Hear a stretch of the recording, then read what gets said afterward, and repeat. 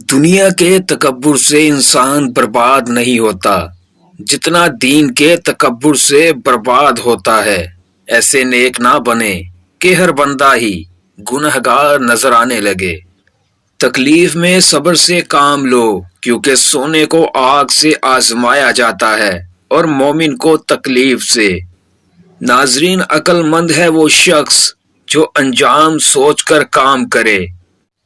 جو شخص تم پر غصہ کرے مگر پھر بھی تعلق ختم نہ کرے تو وہ برے وقت میں تمہارا سچا ساتھی ہے۔ دو اعمال ایسے ہیں جن کا ثواب کبھی تولا نہیں جا سکتا، ایک معاف کرنا اور دوسرا انصاف کرنا۔ دولت، رتبہ اور اختیار ملنے سے انسان بدلتا نہیں، بلکہ اس کا اصلی چہرہ سامنے آ جاتا ہے۔ اور بعض دفعہ خاموشی وجود پر نہیں، دل میں اترتی ہے، پھر اس سے زیادہ مکمل، خوبصورت اور بامعنی گفتگو کوئی اور چیز نہیں کر سکتی۔ ناظرین، رشتوں کے بدلنے کا کیا رونا، وقت تو انسان کی اپنی شکل بھی بدل دیتا ہے۔ مشکل تو اپنے حل ساتھ لے کر آتی ہے، بندے کو مالک پر بھروسہ ہونا چاہیے۔ ایک غریب شخص بھی سخی ہو سکتا ہے اگر وہ دوسرے کے مال کی تمنا کرنا چھوڑ دے۔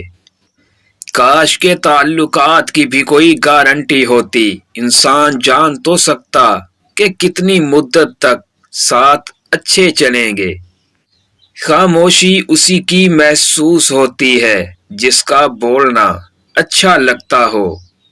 تنہائی وہ چیز ہے جس میں مومن اللہ کریم سے رجوع کرتا ہے اور انسان شیطان سے۔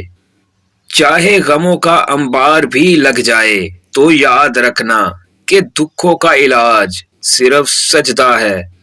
اگر آپ کا اپنا گھر بھی آپ کے سکون کی وجہ نہ بنے تو سمجھ جاؤ توبہ کا وقت آ گیا ہے۔ بے شک انسان کے اخلاق کی خوبصورتی انسانوں کے دلوں کو فتح کر لیتی ہے۔ بڑا شخص تو اصل وہ ہوتا ہے جو دوسرے لوگوں کو خوش کر کے اپنے دل میں خوشی محسوس کرتا ہے۔ ناکامیاں نمک کی مانند ہوتی ہیں جس سے کامیابی کا ذائقہ سمجھ میں آتا ہے۔ جوانی کے دھوکے میں نہ آنا، کیونکہ بوڑھا ہونے سے پہلے ہی کافی نوجوان گزر چکے ہیں۔